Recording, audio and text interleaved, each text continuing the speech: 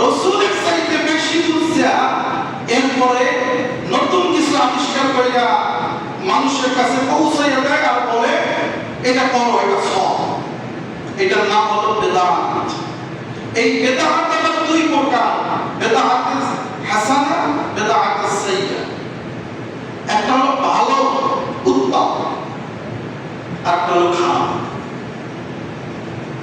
জুমায় সংক্ষিপ্ত সময় থাকে, আমি মূল কথাগুলো আপনাদের সামনে উপস্থাপন করব। বিস্তারিত কথা বলার সুযোগ জুমার মসজিদে হয় না, এজন্য কোরআন কারীমের আয়াত তেলাওয়াত করেছি।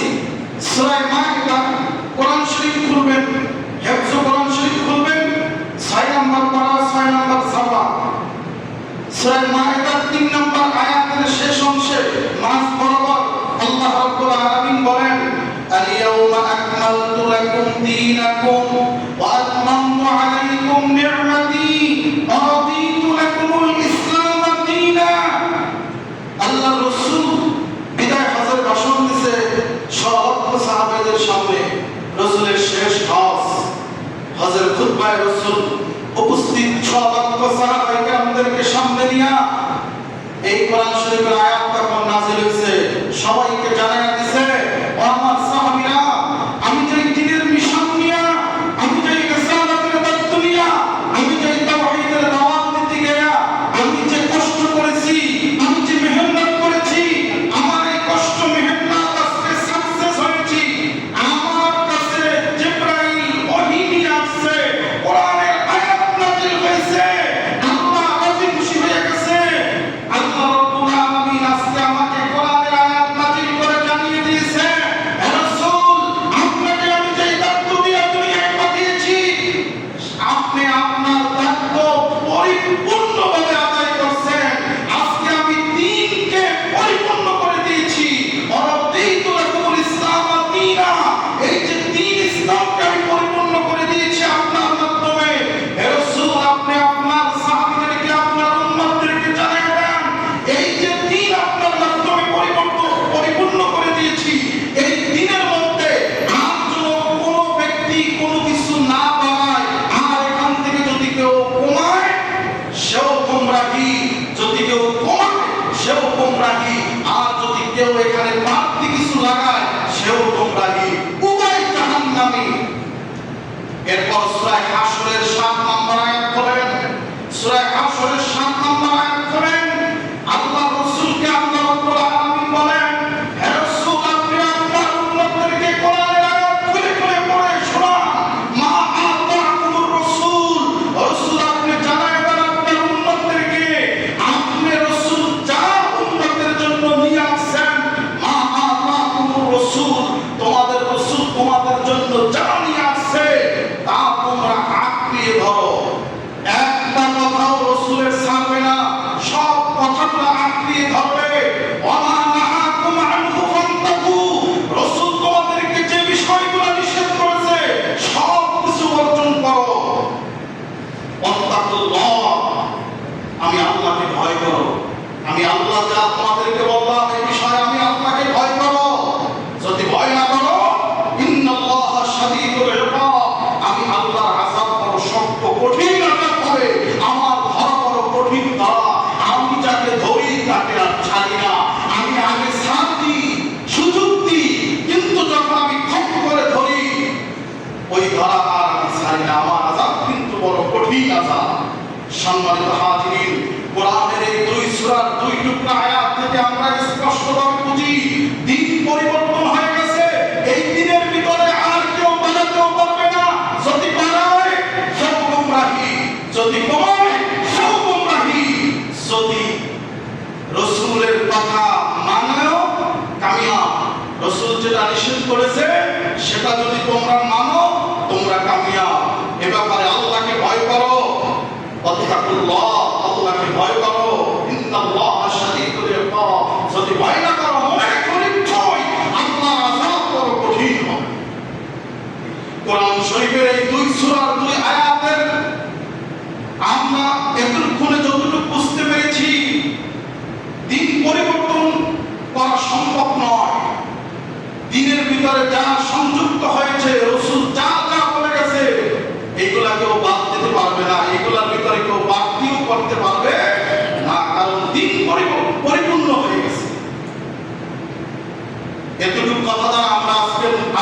বিষয়ের মূল কথাটা কিন্তু আমরা বুঝতে পেরেছি। বুঝতে পেরেছি না? অবশ্যই আমরা বুঝতে পেরেছি। ভাইয়ের আমার, আমাদের এই সমাজের ভিতরে পরিচালিত অনেকগুলা বেদাত চালু আছে, যেগুলারে মানুষ নেকি মনে করে করে, কাজ ভালো, কিন্তু কাজটা করতেছে সবের নিয়াইতে, কিন্তু আসলে এই নেকের কাজ, এই সবের কাজ রাসূলের আদর্শের ভিতরে না, সাহাবীদের আদর্শের ভিতরে না, ইমামদের আদর্শের ভিতরে না। মন গড়া একটা উদাহরণ দিচ্ছি আপনাদেরকে, যেহেতু জুমার সংক্ষিপ্ত আলোচনা করতে হবে। আজকে আমাদের সমাজে অধিকাংশ জায়গায় নিজেরা দুরূদ বানায়া বিভিন্ন কায়দায় দুরূদ শরীফ করে। দুরূদ পড়া মানে রাসূলের জন্য দোয়া করা।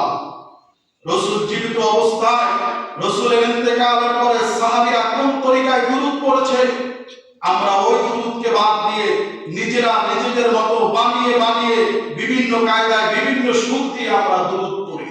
আছে না? আবার রাসূলের সামনে কেউ দাঁড়িয়ে, কেউ বসে, কেউ বিভিন্ন ভঙ্গিমা বিভিন্ন সময় করে। এগুলা বললেও সমাজের ভিতরে বিভিন্ন মতনৈক্য সৃষ্টি হয়ে যায়, ফিতনা সৃষ্টি হয়ে যায়। আপনারা জ্ঞানী গুণী মানুষ, আমি আংশিকভাবে বাড়িয়ে দিয়ে দেবো, আপনারা বুঝে নেবেন। রাসূল কি করেছেন, সাহাবীরা কি করেছেন, সাহাবীদের পরে ইমামরা কি করেছেন। আপনি 604 হিজরিতে আইসা নতুন কইরা নতুন নিয়ম আপনি চালু করবেন আর সেটা রাসূলের শানে লাগিয়ে দেবেন, এটা কখনো সম্ভব নয়। জিকির নিয়ে আমি বিস্তারিত কথা বলতে পারবো না, আংশিকভাবে টাচ দিয়ে যাব। আজকে জিকির, আল্লাহর নামের জিকির নিয়ে কত তালবাহানা আছে না নাই?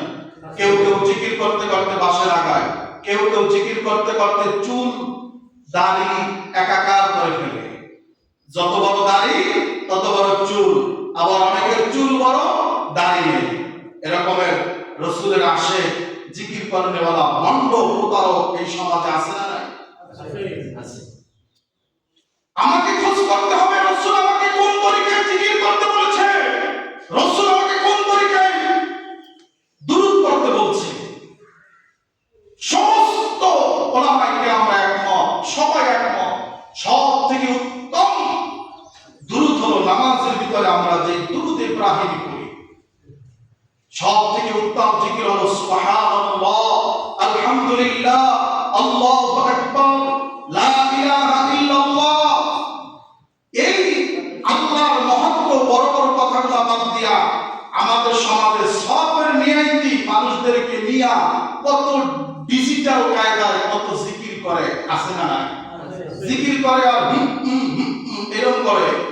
এগুলা আমাদের সমাজে প্রচলিত আছে না নাই?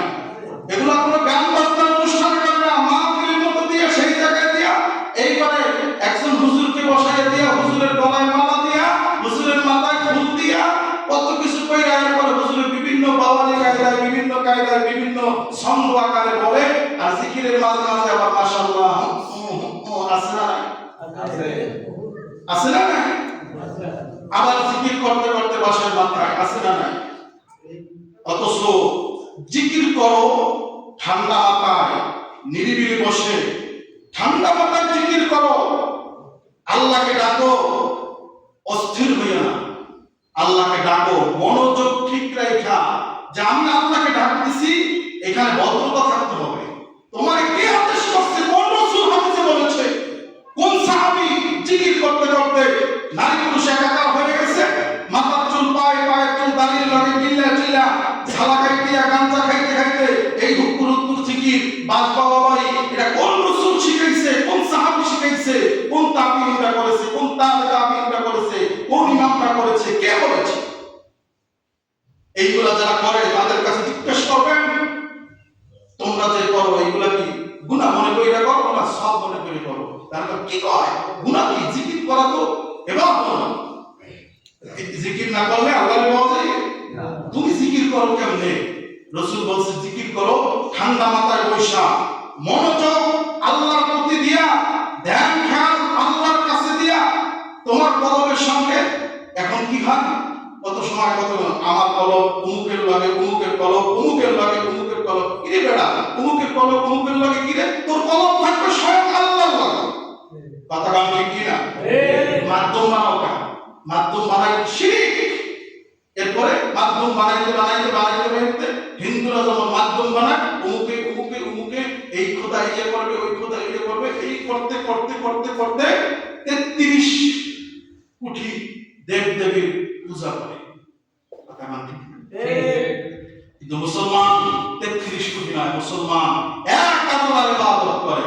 আর মুসলমানের কলমের ভিতরে শুধুমাত্র আল্লাহই থাকবে।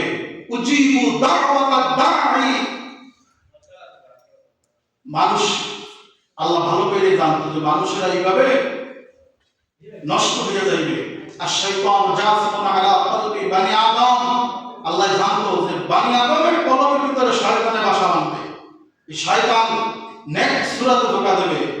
শয়তান বলবে এটা তো জিকির কর তুই। আর আপনি চিন্তা করবেন যে হ্যাঁ আসলে তো জিকির করতে গেছে, এটা কিন্তু আমি তো গান গাইতেছি না, আমি তো জিকির করতেছি। কিন্তু জিকিরের তরিকাটা রাসূলের তরিকায় না বাদ দিয়ে নিজেকে মন করা বানাইয়া করতেছে, উল্টা নেকি তো হইতেছে না আর গুনাহ হইতেছে। ভাই আমার ইবাদতের লাইন বলতে গেলে অনেক কিছু আছে। আমি আগেই বলেছি সময় সংক্ষেপ, কথা বলতে হবে খুব সংক্ষেপে। এরপরে আমাদের সমাজে এই যে সুন্নাহ, রাসূলের সুন্নাহ, এই সুন্নাতের ভিতরে যদি কেউ বাড়তি কিছু বানায় বা নিজেকে মন করা সামাজিকভাবে প্রথা বানায় নেয় তাহলে সেটাই বেদাত হয়, শিরক হয়। এই যে আমাদের সমাজে আরেকটা ব্যাপার আছে, এই যে সুন্নাতে খাতনা মুসলমানি করার অনুষ্ঠান আছে না? কথা না, এই মুসলমানি করাইয়া এটা সুন্নাত হিসাবে পালন করে কি করে না? আমার ছেলের সুন্নাতি খাতনা হইছে, কি হইছে? আমি হুজুর সমাজের ভিতরে কি চলে না চলে এইগুলো মাথায় রেখে ওয়াজ করতে হয়। আর এগুলো আমাদের সমস্যা, আমি বলতে পারবো, আপনারা সমাধান করবেন কি করবেন না সেটা আপনাদের ব্যাপার। কথা ঠিক না? আমি তো আপনাদের বাড়িতে যাই এগুলো বন্ধ করতে পারবো না। আজকে আপনাদেরকে একত্রিত করছি, নামাজ পড়তে আসছেন, আজকে বইরা দিতে পারবো, আপনি মানবেন কি মানবেন না সেটা আপনার ব্যাপার। সেটা মুসলমানি করাইছেন। ইব্রাহিম আলাইহিস সালামের সুন্নাহ, ইব্রাহিম নবীর সর্বপ্রথম হত্যা করানো হয়েছে। তার আগে পৃথিবীতে যত মানুষ আছেন কারো হত্যা হয় না, এটা রাসূল সুন্নাতে ইব্রাহিম। এই সুন্নাতে হত্যা করাইয়া এই সুন্নাতের বিপরীতে আপনারা কি করেন? বিশাল অনুষ্ঠান দান করেন, এখানেও আপত্তি নেই। কিন্তু অনুষ্ঠান দিয়ে আপনি যে আবার চাঁদাবাজি করেন ও জায়গায়, এটা তো ইসলামে না। কথা ঠিক না? এবার আপনারা কি বলেন ঠিক না? এই যে পোলার মুসলমানি করাইয়া আকিকার অনুষ্ঠান কইরা আল্লাহ রাসূল তার কলিজার টুকরা ইমাম হাসান হুসাইনের আকিকা দিয়েছে। আল্লাহ রাসূল কয়জন সাহাবীকে দাওয়াত দিয়ে সামনে আছে বলেন আমারে? একজনে দাঁড়িয়ে একটা প্রমাণ দেন। সাহাবীদের সন্তানদেরকে হত্যা করায় না, ওই এরকম কোন ইতিহাস পাওয়া গেছে? পাওয়া যায়। আপনি মুসলমান, আপনারা কে শিখাইলো যে আপনি সুন্নাতে হত্যা করাইয়া আপনি চাঁদাবাজি করবেন? এই দেশে রাজনৈতিক লোকেরা শুধু চাঁদাবাজি করে, আপনার তো আপনার পোলা বিয়া করাইয়া চাঁদাবাজি করেন, আপনার পোলার মুসলমানি করাইয়া আপনি চাঁদাবাজি করেন, আপনার মেয়ের আকিকা দিয়ে আপনি চাঁদাবাজি করেন, আপনিও তো চাঁদাবাজ। কথা কি ভুল বললাম? না। আপনাকে কোন ইসলাম শিখাইছে সুন্নাতে হত্যার নাম দিয়া আপনার সন্তানকে আপনি মানুষের বদলা নিতেছেন, যেখানে এই সন্তান সুন্নাতে হত্যা করাইয়া মানুষ আপনি আত্মীয়স্বজন দাওয়াত দেন, এটা নিষেধ নাই। কিন্তু ওইখানে এটা কি দিল না দিল, এখন আপনারা বলবেন যে অনেক তো কেউ জোর জুলুম করে নেয় না, প্রশ্ন আছে না নাই? আমরা যদি খাতাটা লয়ে বইছে যেমন তো ওই ব্যক্তি শরমের ঠেলায় কিছু না কইতে পারলো, শরমের ঠেলায় তো 500 টাকা 1000 টাকার একটা নোট দিয়ে আর লাগে। কথা বল ঠিক না? আপনি এই নিয়মটা করলেন, আপনার কোন ইসলামে নিয়ম আপনাকে শিখিয়েছে বলেন?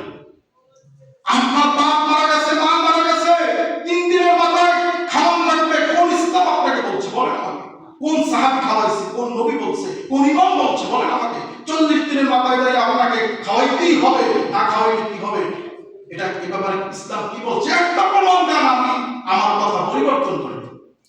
হ্যাঁ, খাওয়ানো খাওয়াইলে দোষীও না, কিন্তু আপনাকে 3 দিনের মাথায় করতেই হবে, এটা ইসলামে কি কোনো আছে না? কি হবে আছে? এগুলো মন ভরাতে বানিয়ে বানিয়ে বানিয়ে বানিয়ে পড়তেই হবে, করাই লাগবে। তাইলে সমাজের মানুষ কি কইবে? কইবে কি জানেন? বা সমাজের মানুষে কি কইবে?